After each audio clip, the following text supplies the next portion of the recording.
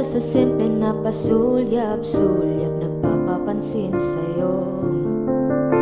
Umabot sa palitan ng mga mensahe, kilig na kilig ako. Kamusta? Kain na? Hello, magandang umaga. Ingat ka, pahinga, huwag kang masyadong magpupuyat pa. Naramdaman ng puso na dahan-dahan akong nahuhulog sa'yo. Sa kada araw natin na pag-uusap, meron ang namumuo. Ngunit di ko na alam kung ano ang patutunguhan.